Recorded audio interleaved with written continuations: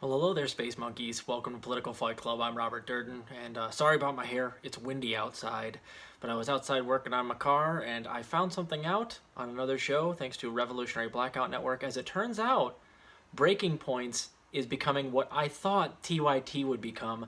They are now creating their own network, and it's going to include a bunch of people from, let's see, The Intercept. It's got like Ryan Grimm, Marshall Kozlov, who's one of Sagar's friends, I believe. He's on The Hill, or he used to be on Rising pretty regularly.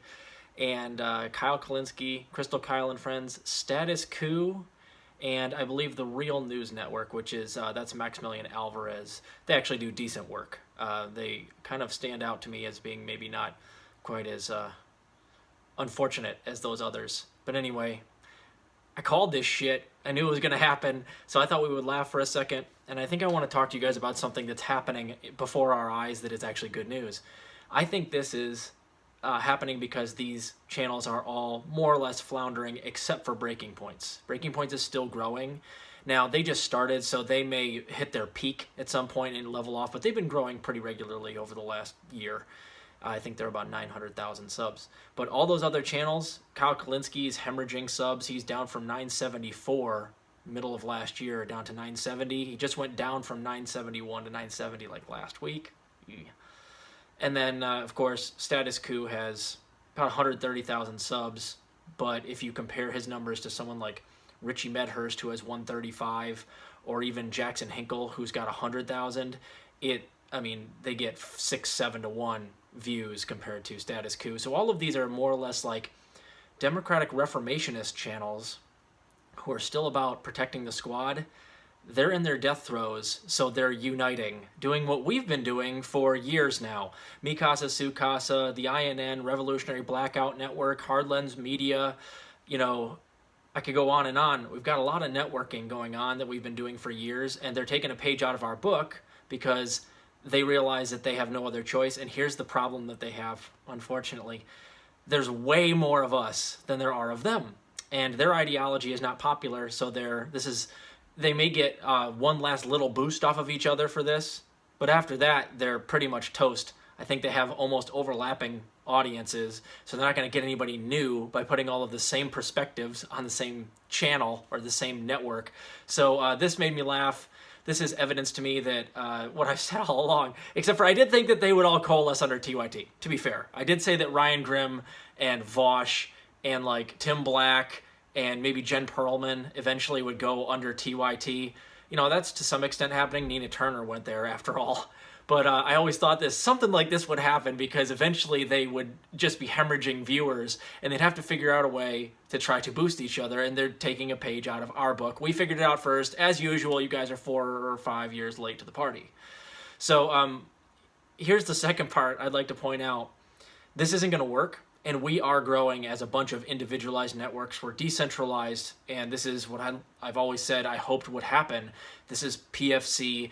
If we decentralize our media and take over the internet and make sure that we don't allow any corporatists and corporate propagandists to take over this niche, we will phase them out. And we're already seeing MSNBC, well, CNN in particular, is having a real hard time. They're in some trouble. CNN Plus crashed and burned recently. The Intercept is begging for subscriptions. And Ryan Grimm moving over to Breaking Points, that just means that Kim Iverson finally put the nail in the coffin, and he's like going to be slowly phased out of Rising and put on Breaking Points, while meanwhile Brianna Joy Gray comes in and takes over part of The Hill's Rising, because I've seen her on there. He's just not, he can't compete with those. Can't compete with those two, and he's may or may not be out of a job. We'll just have to see. Maybe he'll have a change in personality. But anyway, this was very good news, and the network that we're building right now, if we keep it up and don't sell it out, we are building ourselves an enormous bargaining chip with our politicians of all parties. We will now be allowed to, as a network, kind of decide who gets coverage and who gets promoted and who gets trashed or ignored entirely. And we have a very, loose ideology here on the left, but I think we can all agree if you're anti-capitalist and you're anti-imperialist and you're willing to attack the duopoly, I don't care what party you're running for, I'm willing to have a conversation with you. But that's my criteria.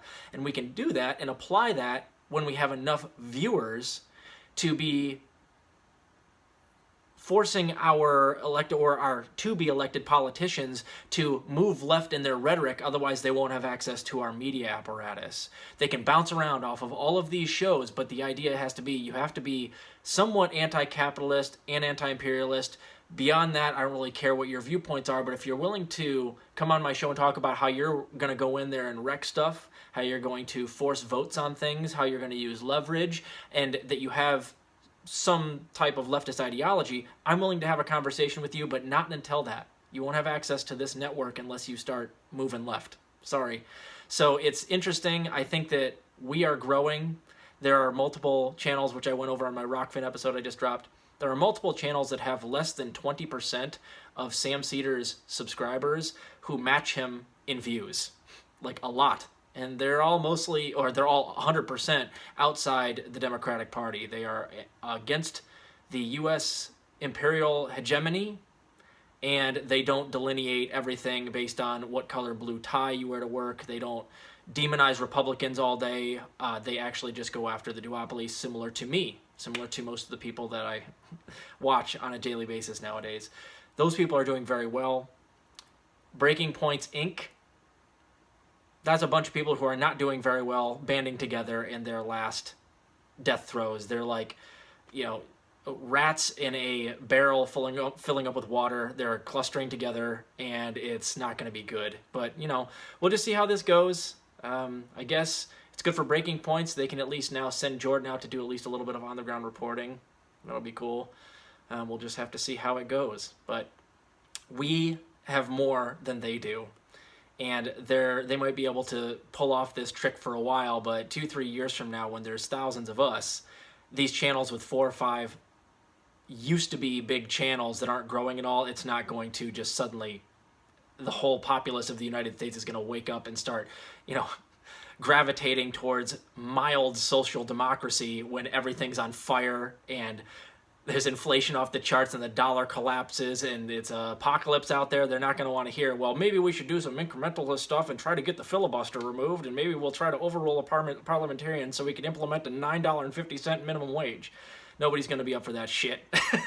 when the world is literally going to hell in a handbasket, their channels are going to die, and it's not getting any better in the U.S., so I think that we can expect a little bit more of that for them in the future, and that allows us an opportunity. So I just wanted to come in and comment on that. I'm going to go back outside now. It's a nice day. Happy Memorial Day, guys. Keep fighting that good fight.